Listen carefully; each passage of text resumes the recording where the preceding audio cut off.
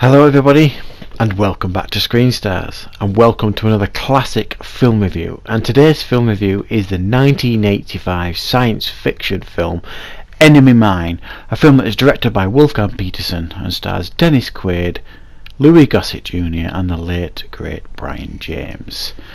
Now then, any of you that saw my recent Blu-ray update saw me show one of my newest purchases, Enemy Mine, on Blu-ray.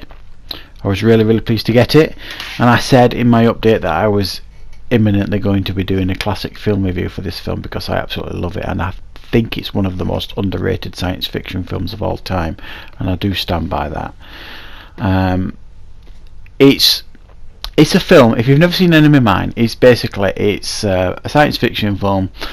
The human race is at war with the Drac race, and basically Dennis Quaid's character and Louis Gossett Jr.'s character Jerry, they crash land on a planet while in a dogfight in space, and they initially try and kill each other because they're enemies, and slowly but surely, because they are abandoned there, everybody thinks they're dead, they have to start working together to survive, and this bond develops between them, and this deep brotherly love develops between them. They become great deep friends, and throughout the movie you see this bond develop as they try and survive on this really harsh, savage planet.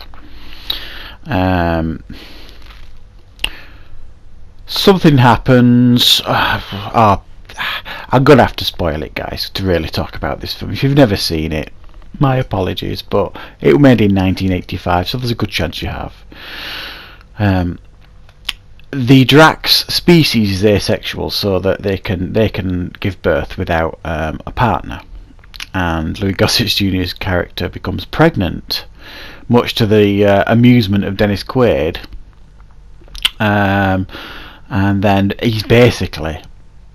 Dennis Quaid is left to raise this Drac child, on his own, which he does, which then eventually leads to Brian James's character turning up, who's it's like a pirate, basically, space pirate, kidnaps the child, and Dennis Quaid has to basically come out of hiding and try and rescue this boy who he is responsible for.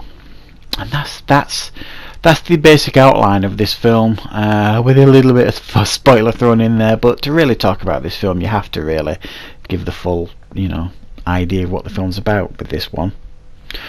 So, why am I doing a classic film review for this? Because this film is so underrated. I've been reading up. You get this lovely booklet with the Blu-ray. It gives you loads of movie facts and stuff, and it talks quite bluntly in here about why the film failed. And generally speaking, by 1985, science fiction was massively out of fashion. People had kind of had enough of science fiction by this point, so it had that going against it. And I think some of the critics were particularly savage at the time, which when you actually watch this film and reflect back on it, you kind of think, well, what were you watching? This is a science fiction film crammed full of so much heart.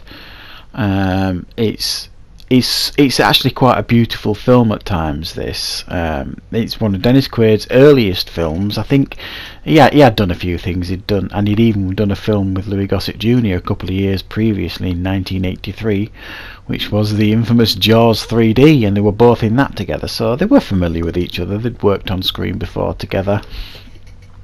And I think this is right up there with the most underrated science fiction films of all time. The effects are still fine, even to this day. They're still watchable, in a sense of, you watch some of the old Star Wars films and you see the effects in those, they still stand up. The effects in this stand up. Now, what really stands up is the makeup effects for Louis Gossett Jr.'s character. Apparently it took 4 hours to apply, and they just look outstanding. And Louis Gossett Jr.'s performance, who is a brilliant actor anyway, and it'd come off the back of his Oscar win for his supporting role in An Officer and a Gentleman. Very talented actor, Louis Gossett Jr. and he gives a really brilliant performance under all this makeup. It really works, and he really experiments with the Drac language. He explains in this booklet that he had he used to gargle water when he was a child, and he did some experimenting with that, with the language in this film and how he spoke and stuff. So when you watch him talk in this film, he kind of gargles his words occasionally, and that was just Lewis Gossett. It was all his idea. He experimented with it all, and it really adds to the authenticity. Also, there's a layer of humour in this film that it really works. This film, it's got great action. It's got great sci-fi elements. It's quite dark at times as well, and quite violent. But there's a layer of humour goes through it that really works, and you see this bond between these two characters develop through initial hatred that builds and grows throughout the film, until they're constantly making fun of each other. Really, there's a great scene where Dennis Quaid is trying to build his shelter, and Lewis Gossett Jr. is taking the mickey out of it, and Dennis Quaid is saying, "This is brilliant, you just wait and see," and then it immediately collapses. It's just fun to watch these two guys, bounce off each other, performance wise. Wolfgang Petersen, who very to a large degree quite an underrated director. He's done some really great things. He's directed some great Das Boot, things like that.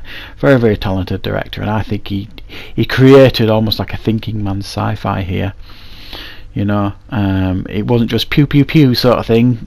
It really was a nicely written story with a lot of heart, a lot of emotion, a lot of humour, but it sprinkled the sci-fi elements in beautifully as well. It's been described as a bit like Robinson Crusoe on Mars sort of thing, type of film, which it kind of is at certain points.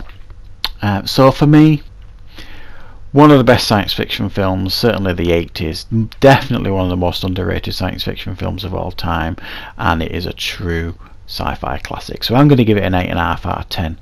Absolutely love it, and I strongly recommend you picking it up and certainly giving it a watch if you have never done so before. It won't disappoint, I promise you. So thank you very much for watching, everybody, and I shall see you next time on Screen Stars.